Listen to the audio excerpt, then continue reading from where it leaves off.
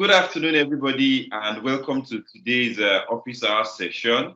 The recording is on, and as usual, we're experiencing what we normally expect, where people come in towards the end of the session. But the good thing is we get a lot more people watch the recording, so it's always with the mindset of those who watch the recording getting the full value also.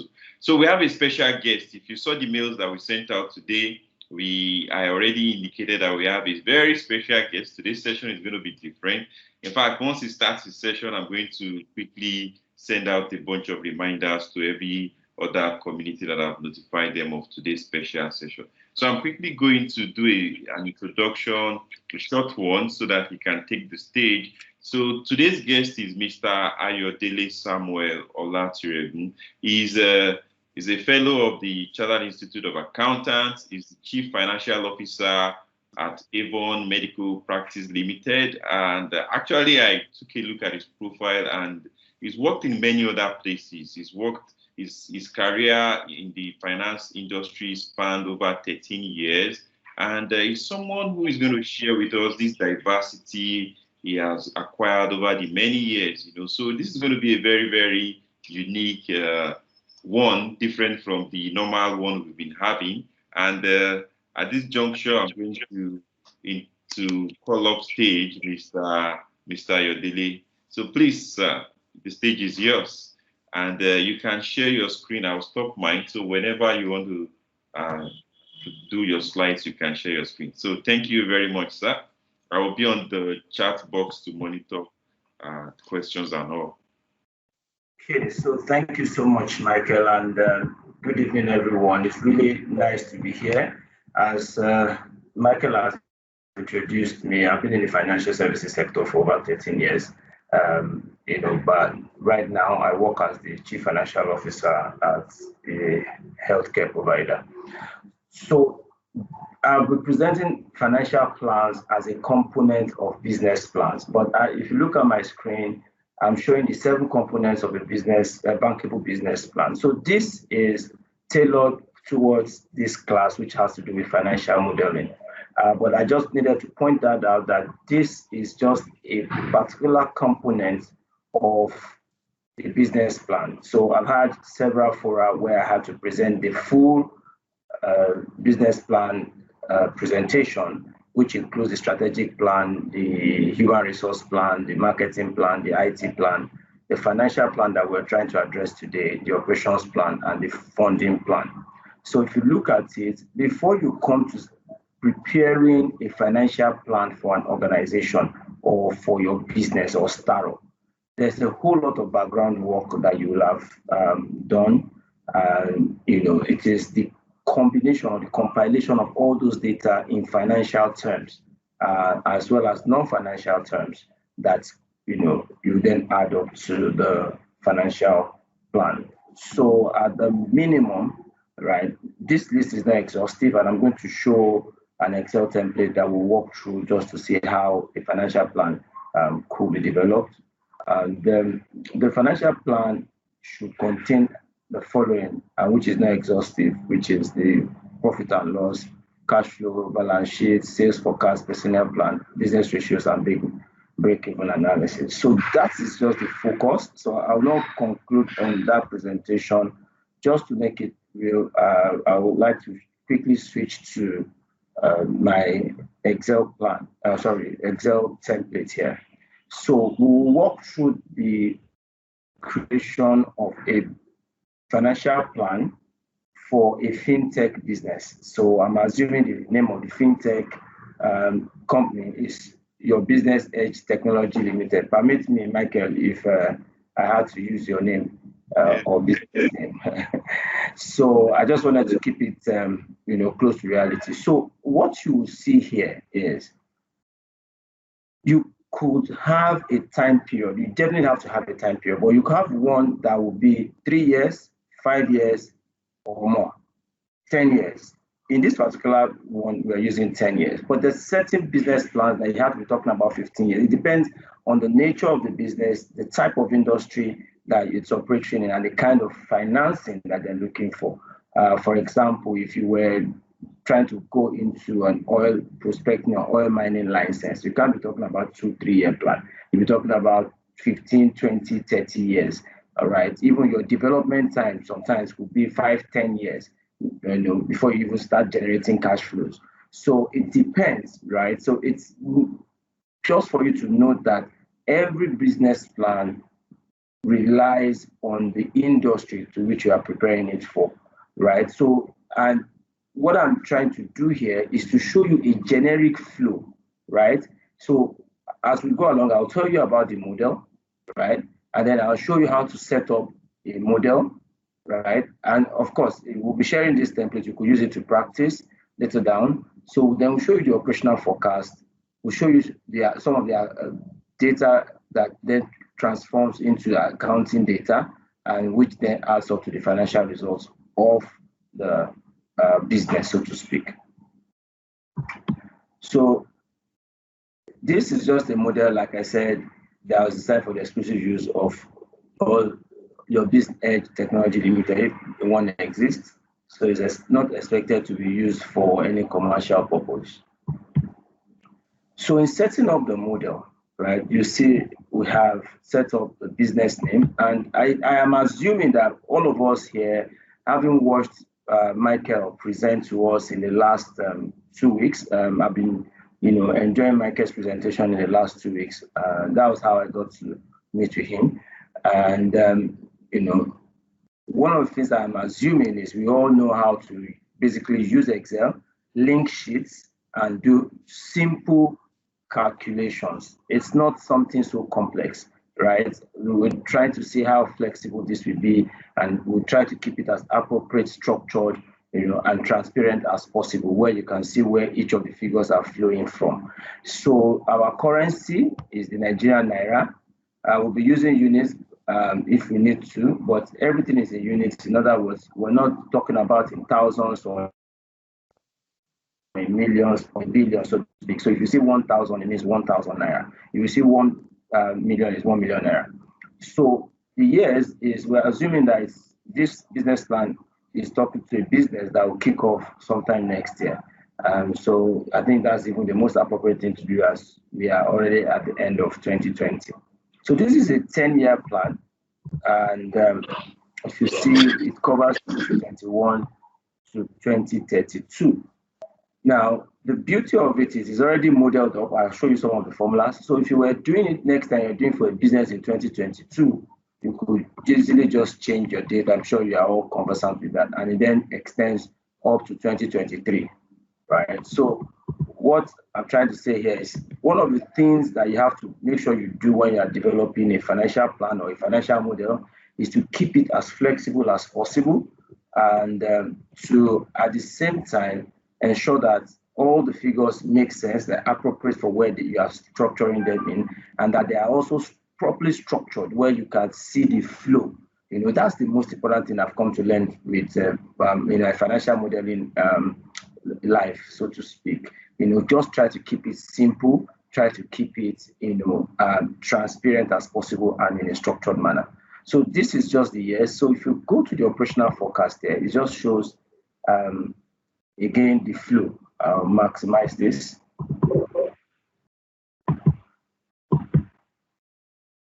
So if you see, the first thing is to talk about the operational forecast.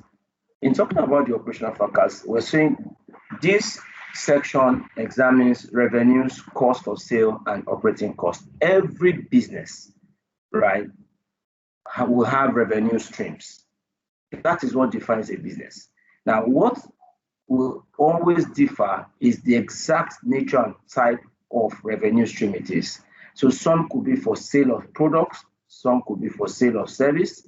For the sale of products, it could be multiple products, different kind of products, depending on the industry. So if you walk into a filling station, you could have, their engine oil products, you could have, their gear oil, power steering oil, and all that. So each of those items will be separate revenue lines. If you go to a consulting firm, it could be a different thing as well. So maybe they are charging for business plan, they are charging for, training, or charging for different consulting services, as they may want to name them. Nonetheless, the first thing that every business must always consider is their revenue, which is the revenue model. What are the revenue streams, right? So it flows down to the cost of sales, which we will show as we break this down, right? And then the operating cost. This is just to give you a mental picture of what we'll be seeing as we go along. So the first slide I'm showing here, and I don't know if I can make it smaller, but maybe I'll just make it be so bolder. Now here, it is assumed that this particular company has two revenue lines. So revenue line 1 and revenue line 2. Now, you know Excel, there's no limit to how you can go down. So you could easily copy paste for purpose of argument. I'm just saying, it's built in such a way that you could then amend depending on how you want to do it. You could have more than one or more than two revenue lines. But for the purpose of this presentation, we're assuming that this fintech company has two revenue lines. So when we say a fintech company, so we're looking at companies like Fair Money, or I can't remember which one again now. Fair Money sticks out. I think there is, I see all these things. I just thought about using it because I've been conducting I started research on that particular industry lately. So I said, let me use this since the opportunity presents itself. So the revenue stream is actually from the interest income from the individual loans and from the processing fee, right? So processing fee, there's a fixed amount out of the amount that they're disbursing to the ultimate customer, right? That will be classified as processing fee, and then there is a portion that is classified as interest income. So what we've modeled here, and I'll just explain through. If you look at this is the year, and this comes from the previous sheet here. You can see the formula at years because the name field is referencing the model setup. I just need to point this out. So if we look at this years, all this comes from this particular sheet, the model setup. And that's why if you come back here, the years is just referencing the defined field as years in the other sheet. So just to clarify that, if I were to change this to 2022 without doing anything, if I go back to revenue, it already has changed the years to 2022. So it's a ready-made financial model that you could use to develop different financial plans for a business. So these are the two models, revenue streams, like I said. So the revenue distribution is what you have here. So there's an assumption that at the end of, okay, so maybe I'll just permit me to just leave it at 2022. So we're saying they have opening customers. We can say at the beginning of the year, they will not have any. But at the end of 2022, they will have 100,000 customers. So it's an assumption. So it is the process of engaging the client, or maybe if you are the consultant, right, you also have to elicit information from the client. And if you are the business owner, you have to either work with your consultant or work on your own to document what target markets you're looking at, your segmentation of those markets, how you're going to target them, how you're positioning yourself. That's why I showed you that other slide. There's so much information that you will have gathered to come to the level where you have to now start preparing a model for the business. So here we're assuming based on the market research and the market survey and an understanding of the market, doing a lot of forecasting, by the marketing team. All they now do is come back to probably the financial modeler or financial analyst who's preparing this. In this case, I'm assuming all of us in this session. They're saying, okay, at the end of the first year, the closing customer will be 100,000. And they'll take an average loan because it's just all these micro loans where they do USSD or maximum, they use an app. They're saying the average loan in 2020 will be 20,000 and they'll charge an interest rate of 10%.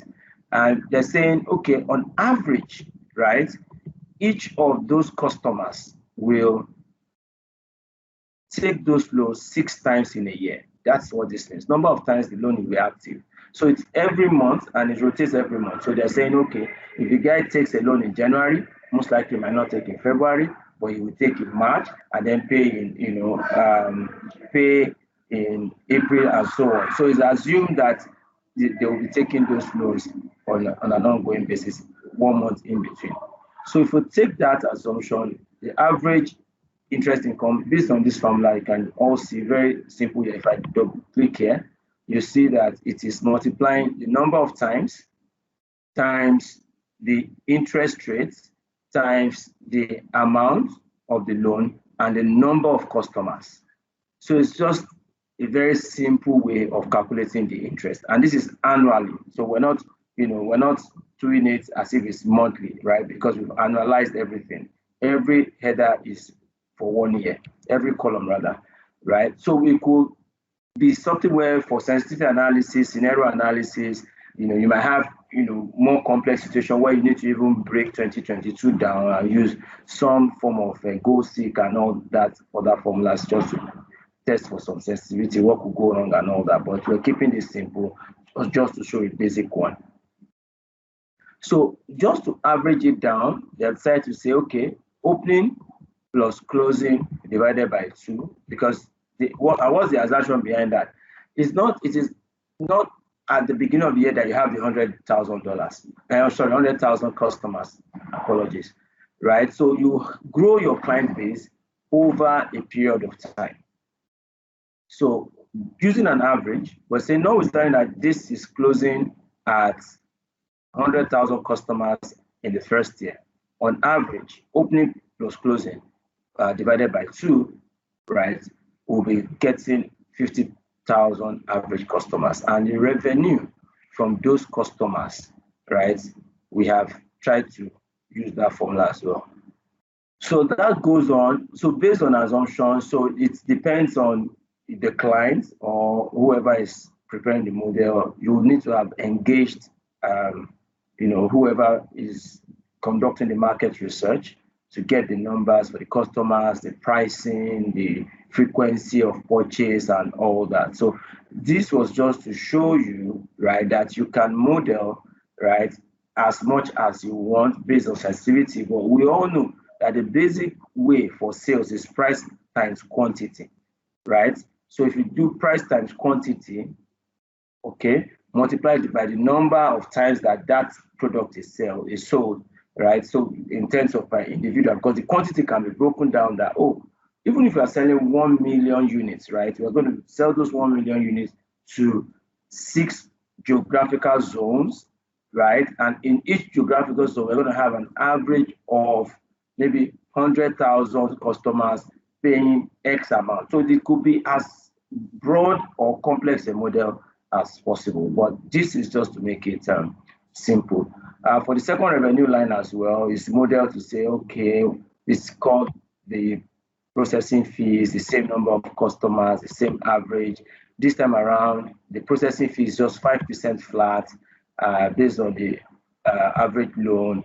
And then, they'll take, this, their model now is, we'll charge this processing fee only once on initial setup. It could be anyway. Another organization could say, I want to charge processing fee for every loan, right? If that is the case, then I might have to come back here and say, okay, it's for every loan, then I'm going to make it equal to 6. You see, it changes the. Yes, any comment? I had some background noise. No, sir. Okay, thank you. So I could easily change it this way and make it the same with the number of loans. So it depends on the assumption. So that is just a breakdown of this. So I'll just show something just to show how it's linked. I want to go into the profit and loss statement. So please go with me.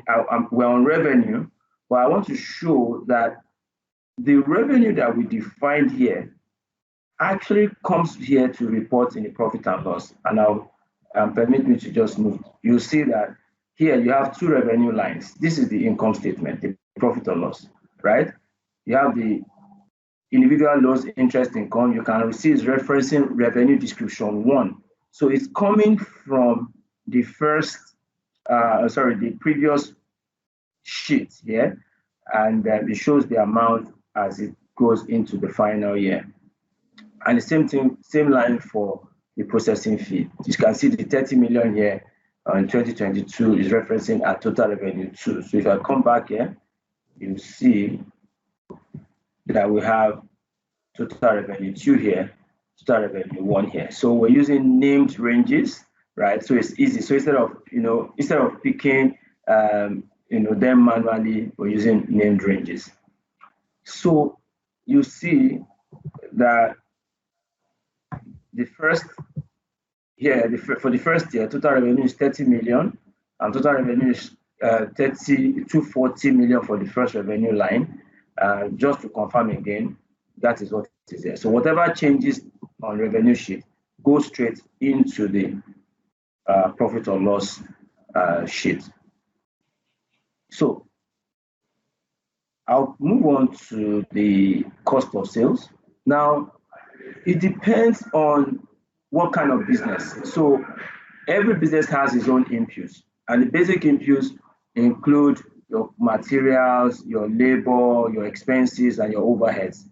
However, for cost of sales, right, we'll look at those things that are directly attributable to revenue. So for this particular business, they're saying our cost of sales is defined as the development, the cost to the developers and other partners. Maybe they have, in this case, other third-party applications and vendors that provide services that are connected, right, to their business platform, and they already have rates, right, agreed. So for this business, I assume that, okay, after doing that, you as the modeler, you might want to have a breakdown of what makes up the 40%, but at the end of the day, when you are modeling, you will have gotten to a level of having an assumption to say, okay, I'm assuming that average cost of sales will be a particular percentage.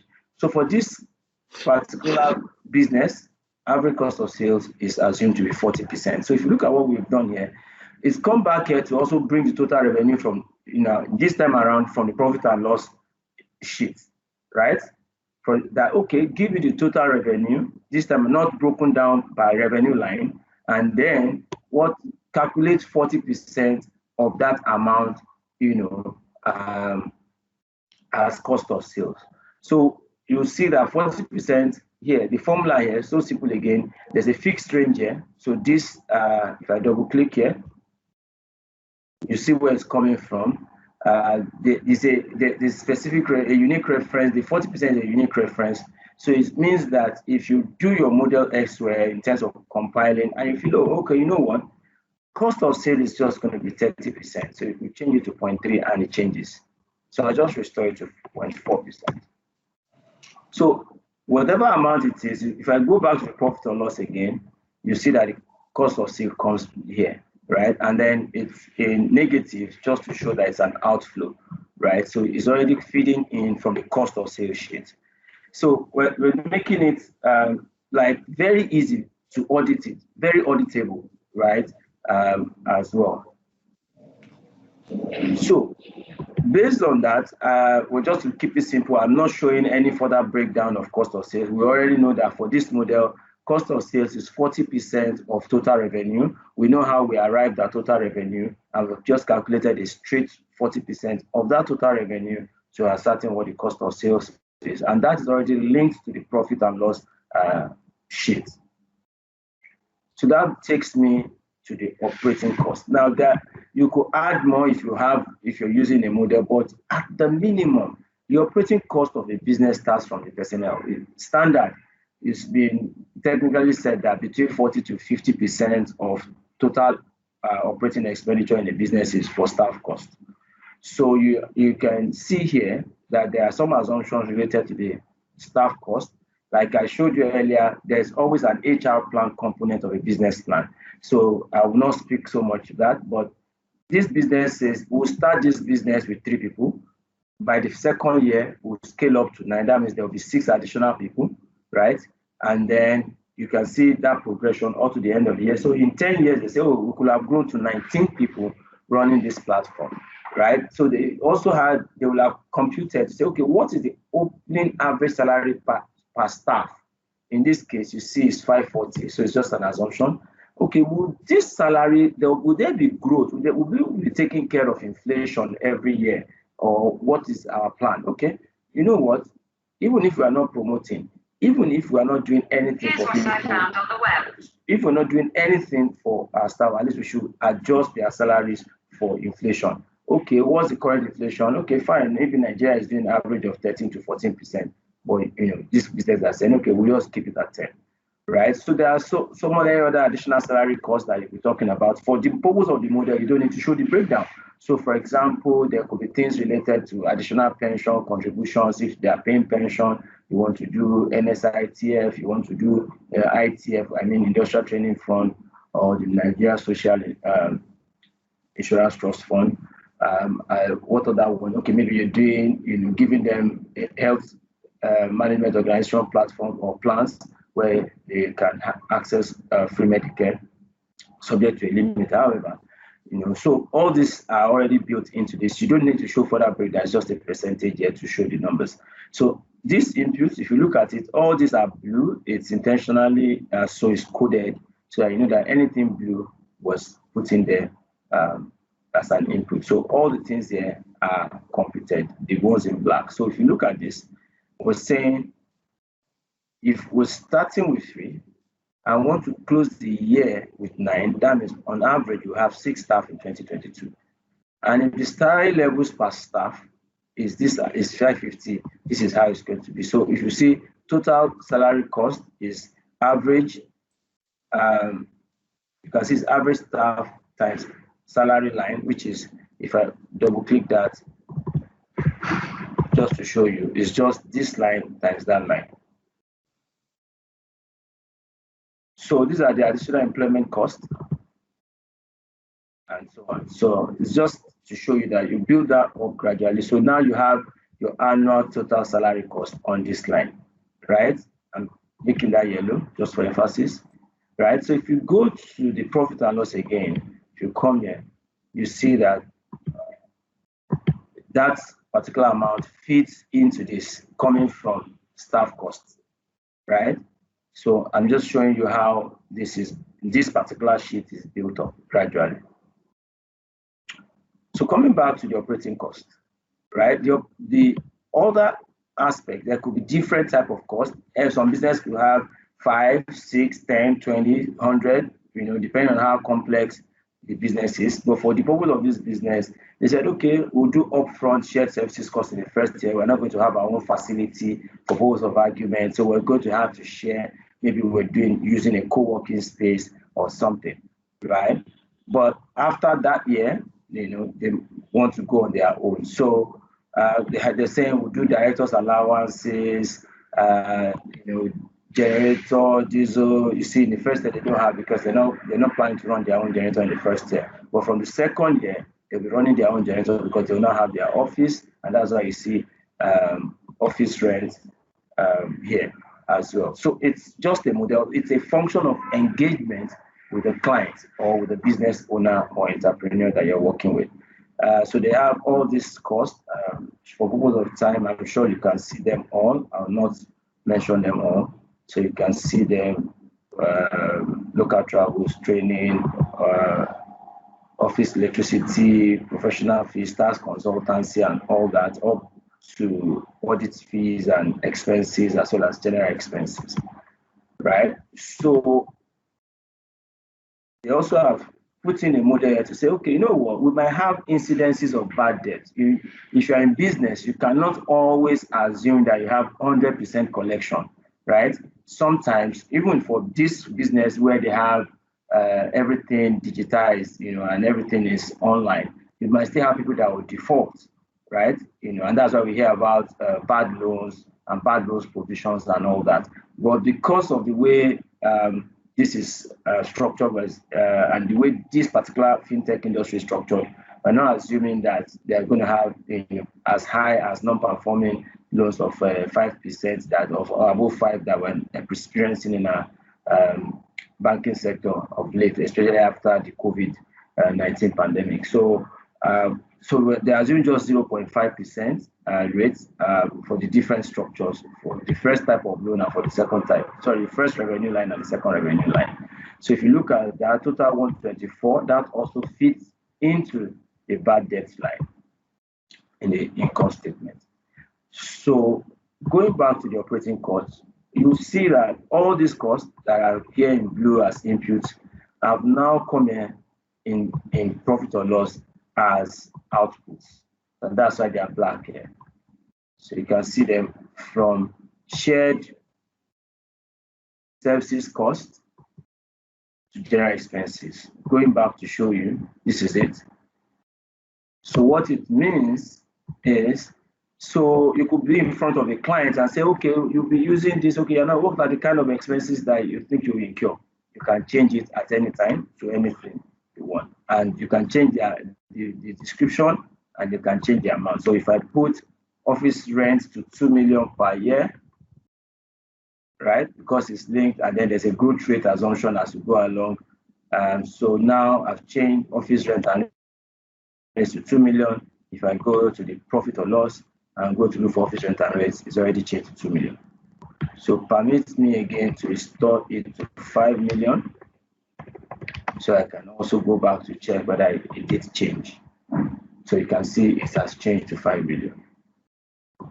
So based on that, right, you see that you can simply, just populate this for any type of business, right? Just showing them what they should have, or rather documenting what they have. So I'll just change this back. Okay, so that's that for the operational forecast. So if you come back here, right, which is our guide, you see that we've covered revenue, we've spoken to the cost of sales, and then we've spoken to the operating cost.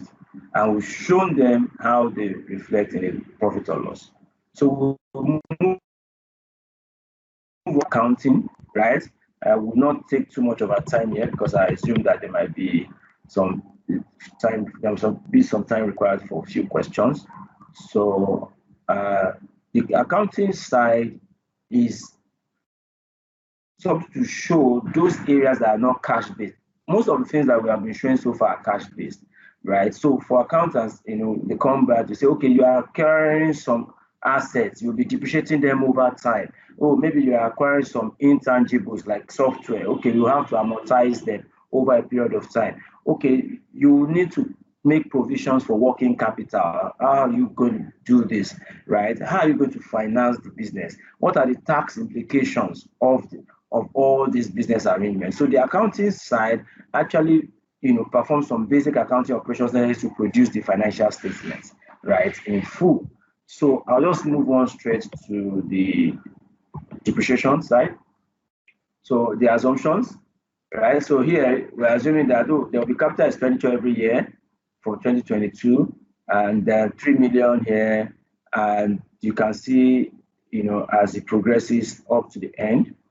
So what that means is after year 3, they will start reducing, or rather after year 2, they will start reducing their capital expenditure because, of course, it's more of a business that runs on IT or run IT platforms, right? Cloud IT platforms, I should say. So you see that they're saying that the depreciation period is 3 years. It could easily be changed to 4 years across board. This was not linked intentionally. So you see that based on those assumptions, you have tangible fixed assets, which says that opening at the beginning of the year, they will have nothing, but during the year, we incur 3 million capital expenditure, which fits in from this line. And at the end of this year, 3 million. The closing balance of this year is now the opening balance of the following year. They do additional 3 million. It will now be 6 million, right? So that's just a way to show that, and that's what happens up to the end of the year, adding the current year's capital expenditure to the previous year's closing balance. So based on that, depreciation, no depreciation at the beginning, and then this is the depreciation charge. The depreciation charge is coming from the depreciation line, which I'll show you. You can see that this line is saying depreciation charge, and it's just this is the working underneath. So you see that for each line, opening balance 0, and the first asset, which was bought in 2022, 3 million, for 3 years, it's doing average, and you can see by 2025, it's saying we will have fully depreciated this asset. So it's taking all these years by year by year, and it's calculating them up to the end of the 10th year. So if you look at it, right, it then adds here for total year. So that's why you see that there is, under this particular one, your assets is being, and the asset is being depreciated other than the asset that was bought in the first year. And in the second year, it's calculating for assets that were bought in the first year and assets that were bought in the second year. In the third year, for the assets that were bought in the first year, second year, and then the third year, and that will be up to the end of it. So this is also computed on a straight line basis. So based on that, you have a tangible net book value. So if you look at the tangible net book value, it's this figure, which is 3 million minus this 500,000 depreciation at the end of the year, to give you a tangible net value of 2.5 million. And that's what you see up to the end of the 10th year. So if I go straight just to do the same thing I did for the profit or loss, sorry, for the operating expenses, I mean, you see that on the profit or loss, I'll come down here. You see that there is depreciation figure here, right? Which is this 500,000. This 500,000 is coming from the depreciation sheet, right? Which we all went through here, right? So for the depreciation and for the capital expenditure, please note that the depreciation charge will go into the profit or loss, and then the net book value at the end of the first year, the 2.5 million, and then you watch it up to the end of the 10th year, will go into the balance sheet. And I can just show that right now. You can see it comes here. This is it here.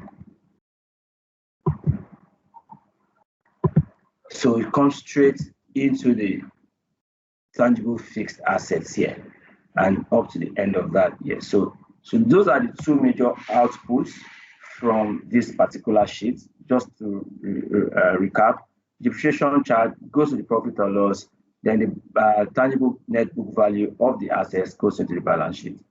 And the same thing, almost the same thing for the amortization.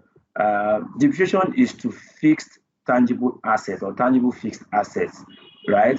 While amortization is for intangible, those assets that have no physical substance. There's so many of them, like patents, like copyrights, like royalties, software, mastheads, right? Even right now, you see that even some brands, right, are having brand valuations going on now. So those are intangibles, right? This particular one is guided by accounting standards as well. So you just can't recognize everything as intangible. So, but you see that for this business, they're saying we're developing our technology platform at the cost of 6.5 million, and then we'll be doing builds and all that. And then they're amortizing it over a 10-year period. It's the same calculation for the depreciation. So I will not bore you with doing the reviewing all the information, other than just show you that at the end of the day, there's an amortization charge of 3 million in the first year, which also shows here. There you go, for the amortization line. As well as the intangible net book value, 6.68 million, which also reflects in the balance sheet here.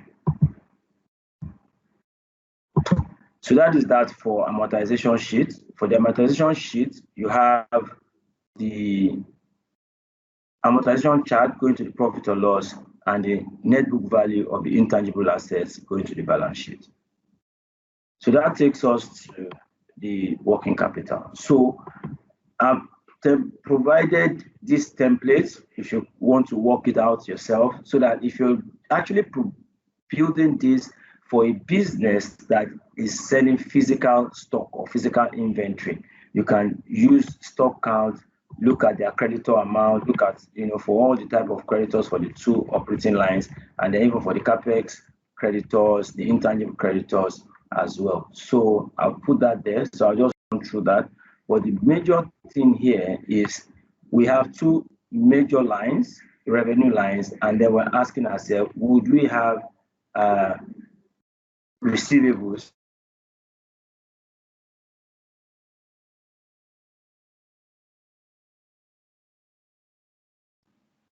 Okay.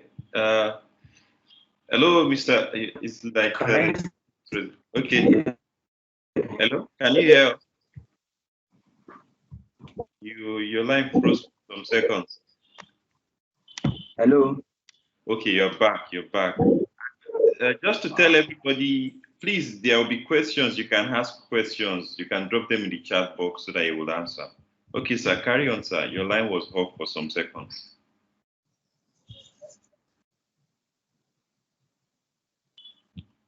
Hello? Maybe I'll give him a call. Okay. So, but if you have questions, please feel free to drop them in the chat box. I know some of you joined late and you are like, okay, you've missed some things, or he's going to share. There's a recording, and he's also going to share some materials that we can share with everybody. Sir, are you back on?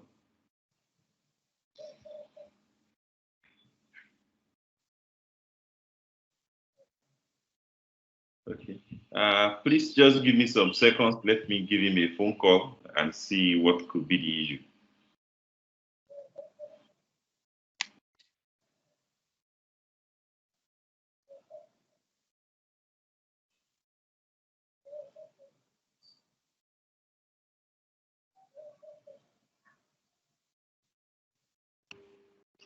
While I give him a phone call, I don't know if anyone has questions. A bit, I'm knowledgeable on what he's shared so far, so I could help us out with any questions you have. Are you?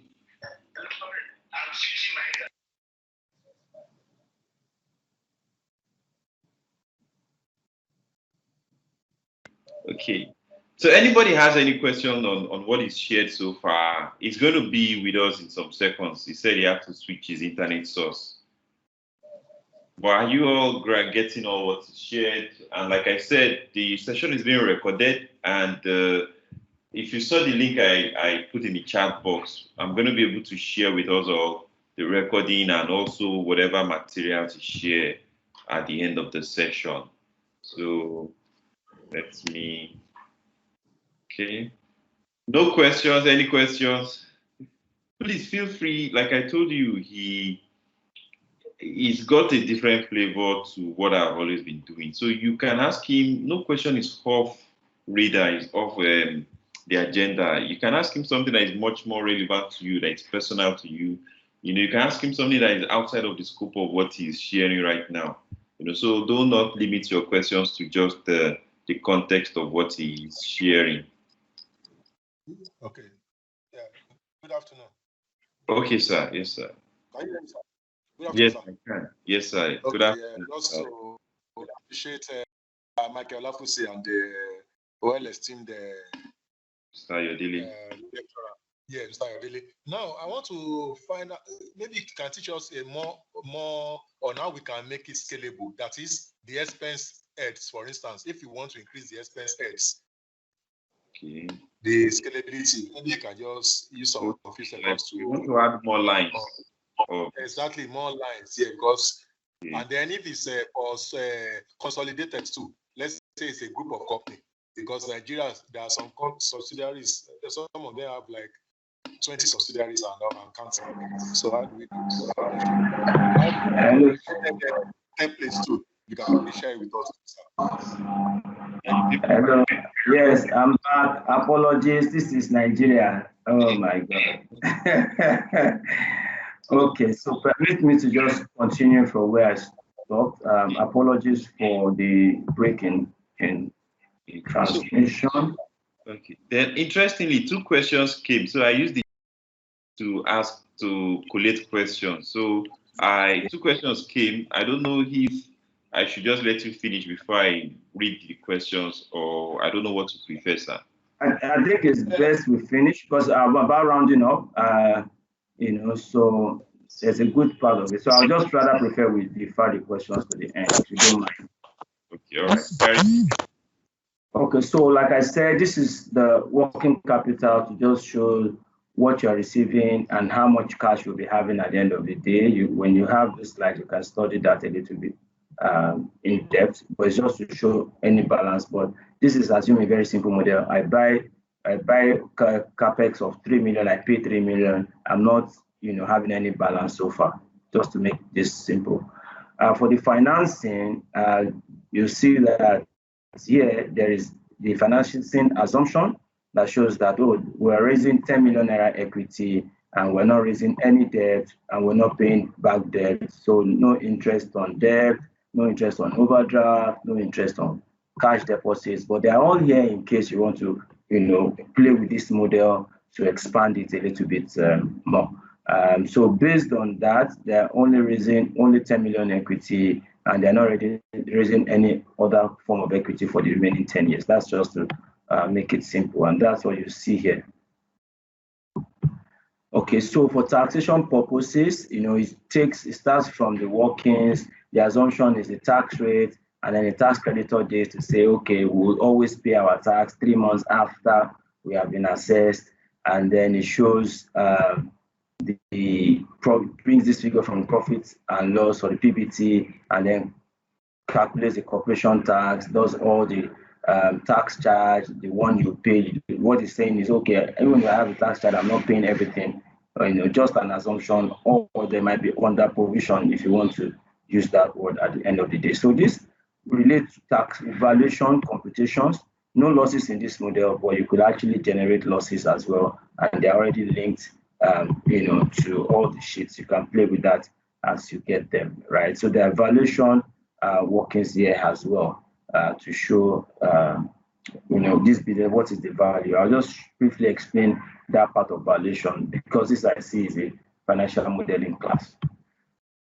Okay, so we've already been speaking to the financial results by going to the profit or loss and the balance sheet before now, but just to show you a complete view of the financial results, which is really the output of all the exercise, right, is that you should have, just as shown on that previous slide, at minimum a profit and loss account, a balance sheet that flows into a cash flow statement. You should calculate some, ratios, and then, kind of do a valuation. So I will just quickly run through that. I've come to all this, so you know how all these figures reported here, right? You already know that.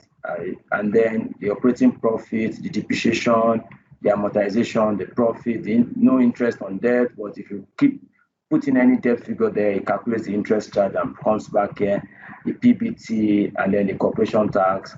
And then, it assumes that there are no dividends declared. But you could also easily declare dividend if you want, and then the retained profits for the year, which then fits into this line. Retained profit fits into this line. So you see the equity at the end of each year up to the end of the 10 years.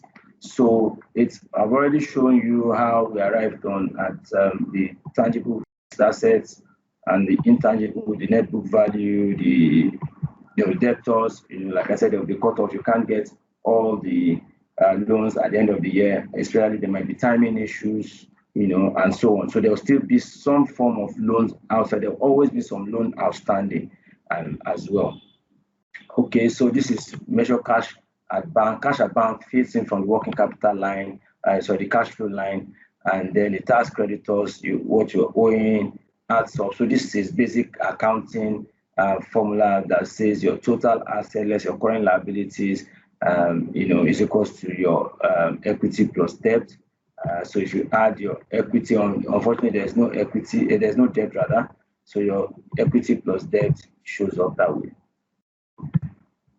So, and this is the cash flow statement, which starts from the operating profit. Once again, coming from the operating profit, reconciles it for working capital.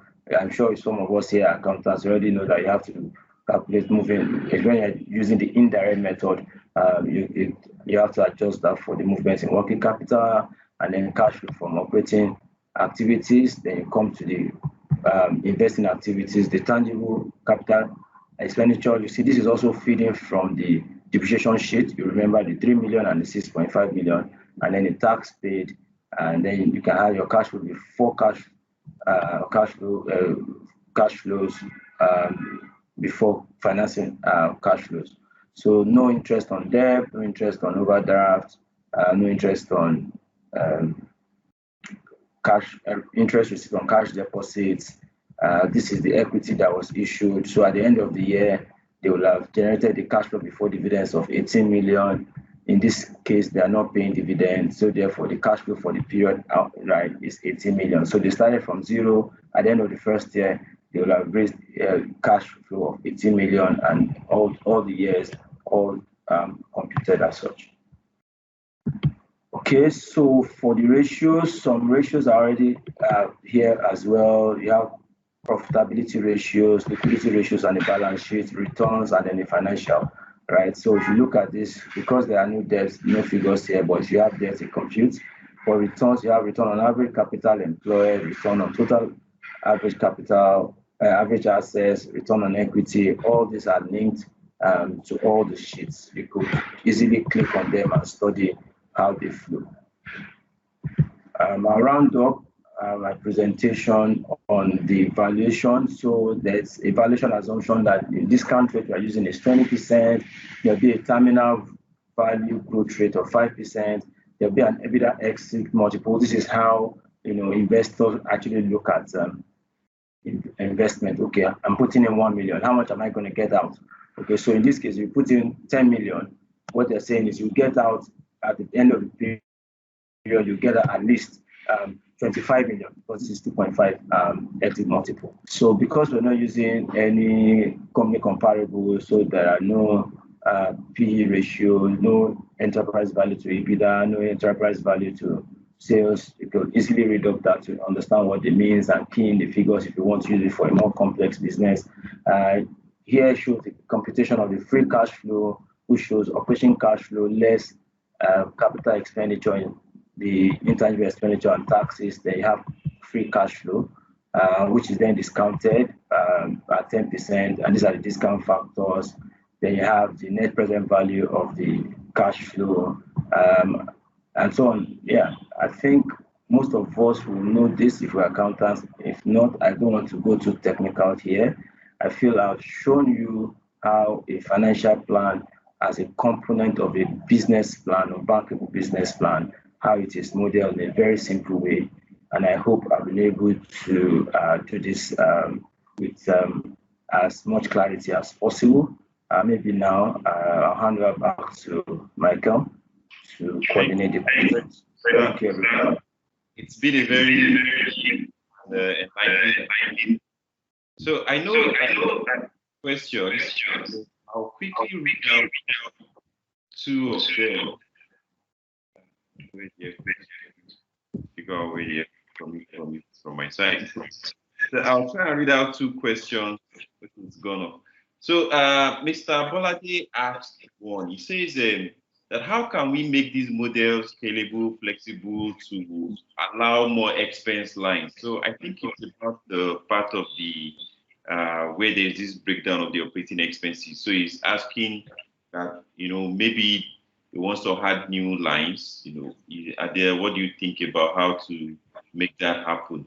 Then he also said, as a part two to his question, that a lot of companies nowadays operate more than one business line, almost like a conglomerate. That how can we, adapt this model for such companies who they have subsidiaries? So those are he's also in the call in case if I did not do justice to the way I explained. You can unmute and ask him better. But I just know that I wrote it down. And so, sir, over to you, sir. Okay, thank you. So like I told you, it's very flexible. So if you look at this now, the best way is just to put it in the middle. It's just basic Excel. So if I say 1, 2, 3, right? And I put the figures, like I said, these are just inputs, right? So I want to make that as practical as possible, and I extend it. You name it, right? You then come to your profit and loss because it has to reflect here. So just for purpose of argument, you have to be sure that it's coming from the. So if you see the operating cost, it comes from after generator diesel fuel. So I go back here and say, oh, okay, so this generator diesel fuel, I'm linking this now, create this space. I go back, I link it to this sheet. One comes there, I drag it down. That is it there. I come back here, put this, drag it down, and drag across. So if you come to the computation, it will have picked it. So you can see it's already in the calculation. So that's that for the first question. I said that in the course of the presentation that you can extend it as much as possible. One, Excel now, if you are using O365, it's almost limitless, right, in the number of rows. So it's your choice, right? But to the second question, how do we use it to consolidate, for subsidiaries? Well, this is what I'll say to you. First and foremost is you need to prepare these financial plans for each of those subsidiaries. Of course, each subsidiary has a budget. They have their financials, right? So this is assuming for one company. If you have multiple, two ways I would advise you to do this. If you have things like Power BI, you could use, and I'm sure, I don't know if you are part of Michael's team. I think Michael, there is a Power BI session later in the day. Yeah. So if you do that and upload it in Power BI, you could consolidate as many as 10,000 organizations. Power BI has that capability. But of course, you would first need to prepare the financial plans for each of these business units or strategic business units or subsidiaries, as you may call them, before you consolidate. So this addresses that individual level financial planning. I don't know whether I was able to answer that. Okay.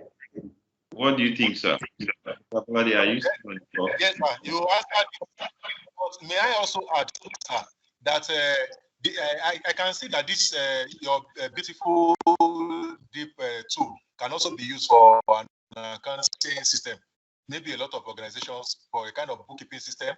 And then I can also observe that its financial plan is not only for startup, it's only for companies. It's also for companies that have been in existence for a long time that now want to re-engineer. I don't know if I'm right, sir, or wrong. Okay, I think that's Abolade. I think you are very correct. So stylishly, that's why I said it's intellectual property and it's not for commercial use. Anyway, that's on the line. But yes, you are very correct. You can use it for any company, startup, existing, matured business, growth business. It's flexible. You can reduce the years, you can extend the years, you can extend. It's a very simple model. If you study it, like I said, this will be shared with all of you after the event. But it's a very simple model that can actually walk you through the process of developing your own, especially if it's not as complex. Okay. Yes. Thank you, sir. You're welcome.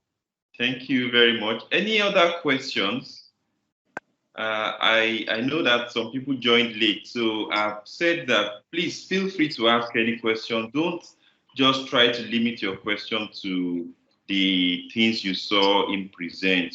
This is a good opportunity for you to ask someone who has worked across different organizations and just get a different perspective to what you probably maybe have been thinking about or questions you've always had. So feel free to ask any questions within the boundaries of finance and investment and financial planning. Any other questions? I think I'll try to sneak in one. So sir, There's one practical issue that I also work remotely for a private equity firm that they invest in just West African companies in West Africa, and so there's always this issue when it comes to the comparative analysis and even the work, you know. But first of all, it's even the issue of finding the right comparison. So it looks like not so much deals and information are that very much available in this our West African market.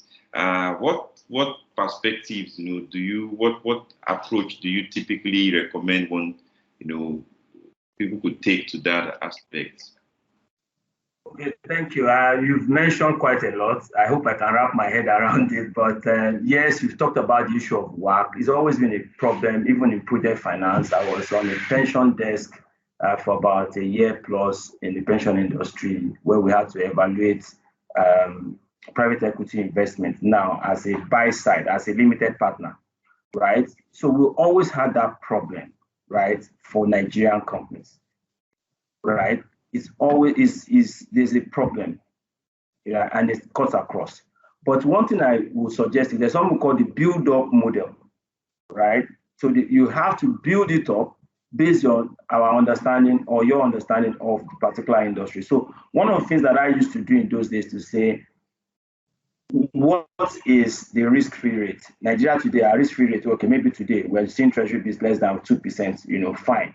So I look at that and then look at what the NPR is. So the NPR is like my minimum return, right, for a risk level. And then I then say, okay, you know what? I'll look at the foreign exchange side. I build in some risk for foreign exchange. And then I go on like that. At the end of the day, I get what I can say will compensate, right? Because it's about valuation and discounting.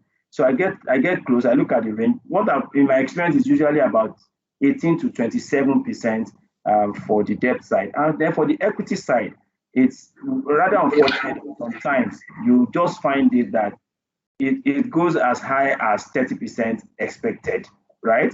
So that is on the one side. On the other side, right, if you're bringing in foreign capital, you can't be using those figures. Then you have to be looking at our purchasing parity, as in because the loan is a dollar loan or the dollar inflow, and maybe the interest is like 3%, right? So you need to then bring in the exchange rate, and then you turn it around. So it's a complex process, right? For me, but I can tell you there's not so much available data for us to do this, and which is one of the reasons why you see that when foreign portfolio investors are coming into this country, they have little tolerance for significant. Sorry, Nigeria, my light just went off. Okay, came back. So little tolerance, right, for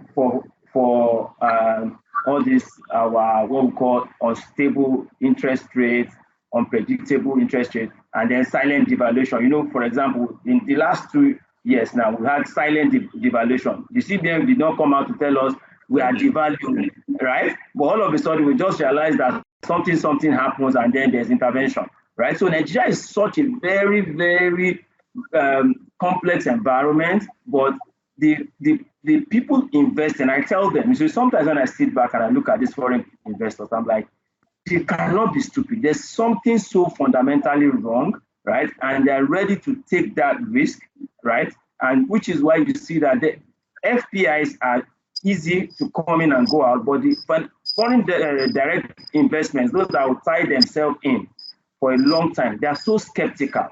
That's why you see that if any of our if First Bank or UBA or Zenith Bank needs $1 billion, they'll get it within a short period of time because they know it's just one button and they've taken their money out. Or tell them to come and construct an agricultural facility that will incur maybe $1 trillion, and they are locked in. Hear things about what China is doing. The China thing is a different thing. So just to be very specific to your question, it's a generic problem for us. But what I suggest is you should use the build-up method, right? And then you state your assumptions as how you arrive at the components of your work. Okay, thanks a lot. So I know some people didn't ask questions, but some names that I'm seeing here that I recognize some of the kinds of questions, and some people, because I also made an announcement of this in some startup communities that I'm in. So one question that I know that they will have, because I've seen some even ask me at the backstage is, so I'm an entrepreneur. I have entrepreneurial dreams, right? I'm not a finance person, but then I'm willing to do everything I need to do to get my company moving, even position well to attract external funding. So I want your advice for people who, for them, they want to even see what should they on the minimum and what should they try to get, so on the minimum what they should know since they are not accountants, and also what should they do about the aspects that they need to maybe get external sources or consultants on, but essentially what should they be aware of in order for them to be able to start their business in a very right way that can make them be able to attract loans, funding if they need to, either as loan or as external funding equity. Okay, so one of the first things they'll need is probably they need to come for a business coaching session with me anyway. And so, okay, that's on a lighter note. But if you see, I think you are very right. To start off well, okay, you need to rethink your business model, right, and plan. For me, if you look at the slide I showed initially, there are 7 components of a business plan. If you go through those steps in a very methodical way, using the well-established models, right? It helps you because the idea is in your head as a startup person. You are the only one that knows the idea. But bringing that idea, giving it life, requires following some processes, right? And if I were to advise them as startup, of course, everybody knows today there's this book called The Lean Startup by Eric Ries. I would advise that every startup person or founder reads that book because it talks about how to be successful, talks about innovation accounting. So it keeps it very, very, very simple and not so financially techy like people like us would like to do. So, but for me, try to have a business model, try to have a business plan, right? And then have actionable metrics, KPIs to use to track what you want to do, depending on your business, right?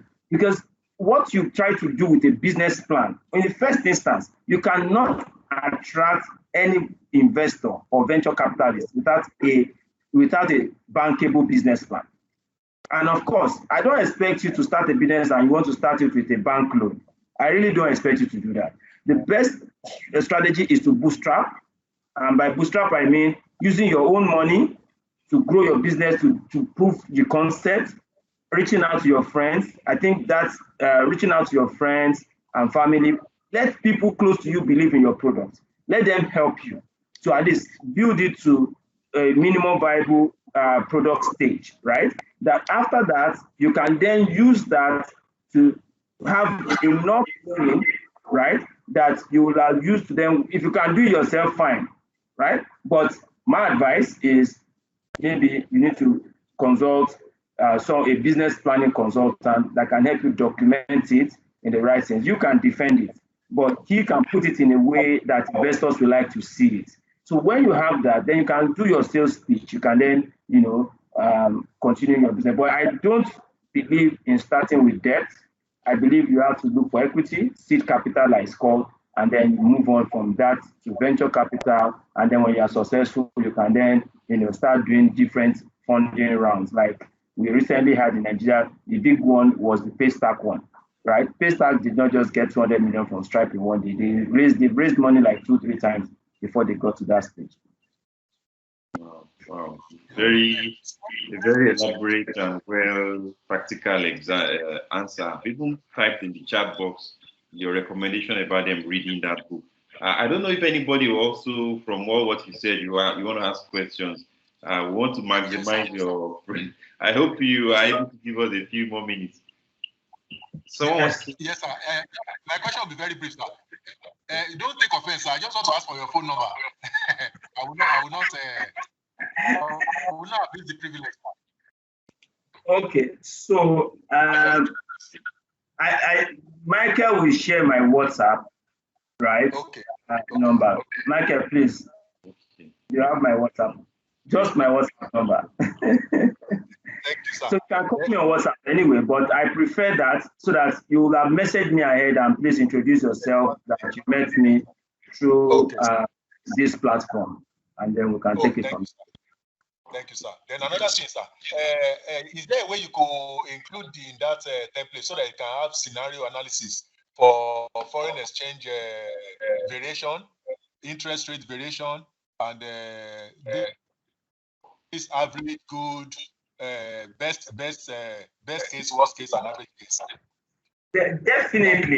Definitely. So what I would say, definitely, but what we came here to do was a financial plan as it applies to a business plan, right? Now, there's something we call project finance. In project finance, right, we also have international project finance. So if I'm doing an international project finance thing, I'll be bringing in not just inflation, I'll be bringing in foreign exchange deviations, I'll be bringing in so many things, purchasing power parity. So it depends on the model. That's what I would say. It depends on the model. I've had to develop some models like that, but the time may not permit me to show you some of this. But yes, you can extend it to any type of variable, as many variables as possible. Thank you, sir. I think we will just wrap it up with two questions and then also one thing from you. So the two questions will be that there are a lot of people who, because I know from this list, I see some people in this in the meetings that I know on a personal level. Some have gone, but I know some of them that have gone, they will watch the recording because I know those who are really very keen on this.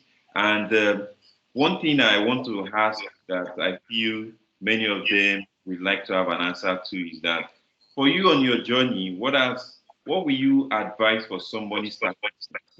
You are already many years into this, but think about at the time you started, but now think about someone in this our era, because then again, two things have changed. So what advice will you give for someone starting out now who wants to become someone like you in some few years? Wow. Well, I'm a multidisciplinarian, so I don't know exactly what you mean. So I have an IT background before becoming an accountant, right? I did 10 years in IT. Then I changed, I made a career change, right? So I see myself as an accountant, a finance person, a financial analyst, a research analyst, and financial modeler, right? So I've been lucky, that's what I'll say. I have been lucky, although they say that luck, the definition of luck is when preparation meets with opportunity. So maybe I was prepared. So I would then talk about my preparation. So my journey was, I found out that the bedrock of what everybody does is accounting in the finance space, even in the banking space. Every business, every entity must account. So that generated my interest.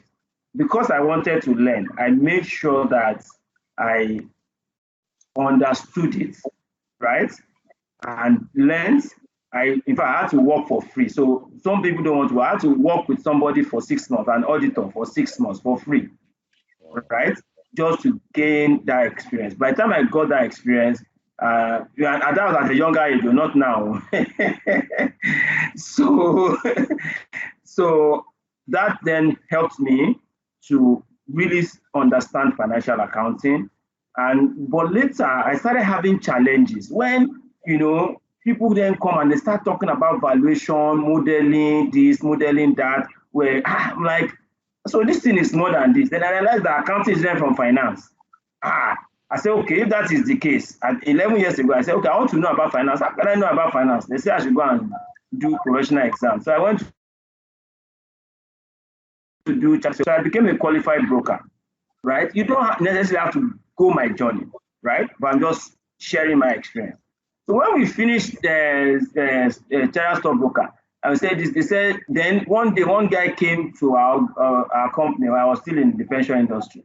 They said the guy had a CFA charter, and then the guy started speaking some English about finance from a French model, this Black shows model that. I'm like, wow, what is this again? Then they said, there's one chartered financial analyst exam that will expose you to all these things. I said, okay, let's see now. JB is to read book. Then I entered again. I started doing that one. Then in 2000, that was in 2010. Then in 2012, they said all pension industries should convert to IFRS.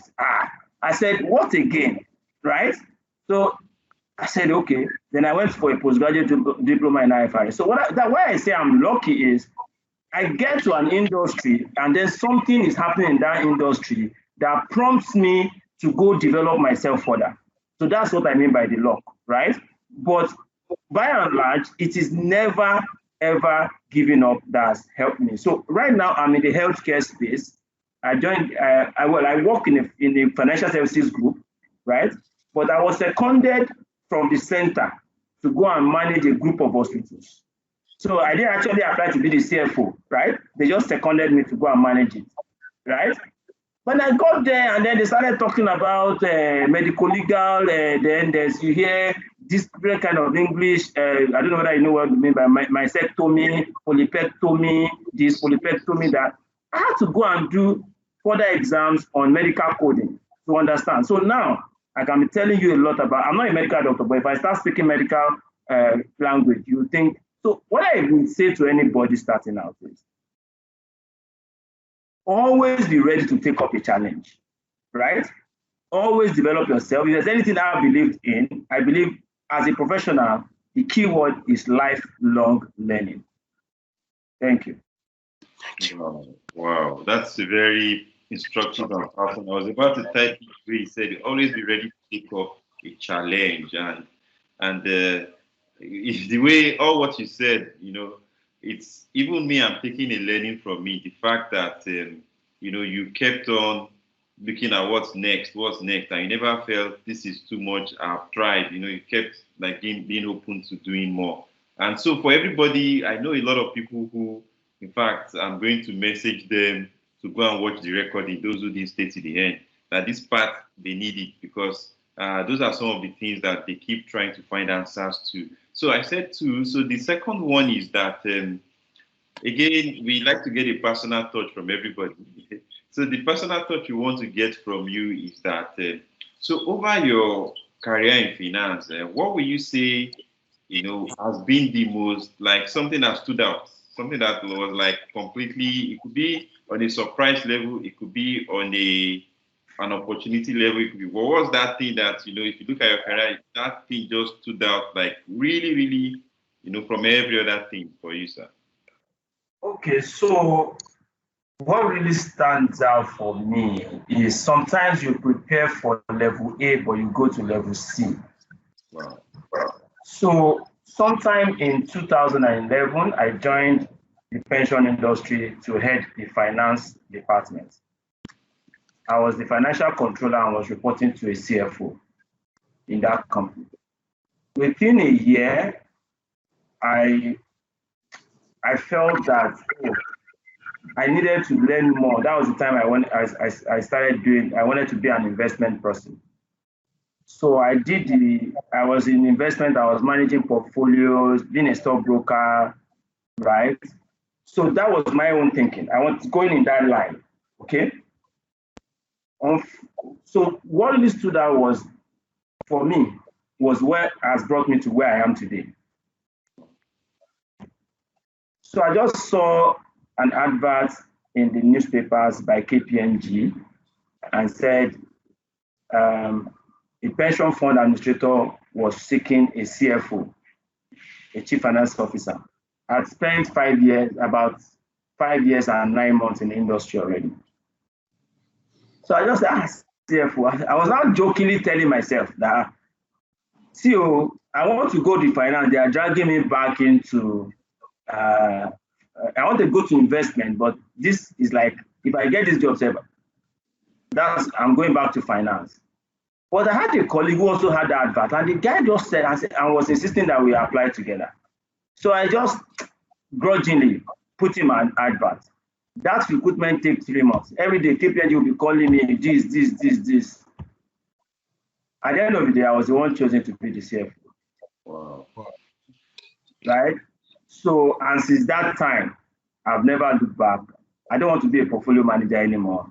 I see myself, I've been a CFO since then. I hope to remain one until practically maybe I become a CEO. So that's what stood out for me in my career. The fact that I'm a CFO today, which was against what I was thinking, but I really don't regret it, giving me opportunity to see organizations. So the one I said we'll let you do. So I said 2 things, and then one last thing that we always do for our special guests is we don't know if there are things you run. Maybe you have a consulting, or if there are things you run that you could share with the house. They could subscribe to, or they could, even if you have paid trainings. Now they've seen some things, and some of them I want to take you further, and it would be great that they even get it from someone who is really more experienced rather than going to go and get it from someone outside. Wow, that's a good one. I am humbled. Like I read somewhere, they said all CFOs always have a side business or side hustles, kind of, because they are always wanting to grow. So yes, I do run a consulting firm on the side, right? And I also do a lot of free trainings. But I focus on virtual bookkeeping and finance for SMEs. So the name of my outfit is Collective Consulting. I'll share that with you. You can go to the website and learn more. I also teach IFRS, I teach bookkeeping, I teach accounting, and I also act as a business coach for startups, right? I help people prepare business plans. So basically, as an advisor, I have almost like 6 startup businesses in the fintech space that I manage. And well, I think that's that. So basically, I help people do finance and accounting. Thank you, sir. So I'm trying to share the link. I've gotten the link of your company, Collective Consulting. So I want to just quickly share it so it will show up also in the recording of the video, and I'll paste the link also. So I want to quickly do that. So we have come to the end. Thank you very much, sir, for the opportunity you've given us and for this very magnanimous knowledge here. You've not held back anything, and we are very, very grateful. This is the company, Collective Consulting. I'm copying the link. You should even sign up with your email to be on the mailing list, and then you can check up all the services that you render. You heard him mention some of them: business coach, things for businesses starting up, and then. So I'm just going to quickly drop the link in the chat box. So please, if you need any services that fall along this line, I don't think you will be. I don't think you'll be getting any less than the best. You've heard him talk. You've learned from his experience. You'll be getting from someone who is what he has passion for. From what I could gather from the way he shared his knowledge, he took a very, very deep and very practical to acquiring all this knowledge, and he's willing to share, and he runs free trainings that you could even also take advantage of. So please go to collectiveconsulting.ng, join the mailing list. If there's any services that you see there that you will benefit from, we are giving you a stamp that you should please connect with him more. So thank you very much, sir. We appreciate and we are very grateful for your time. And fortunately, we do not have honorarium or anything. No, don't worry. You've done it, Michael. Thank you. Nice meeting you, and nice meeting all of you.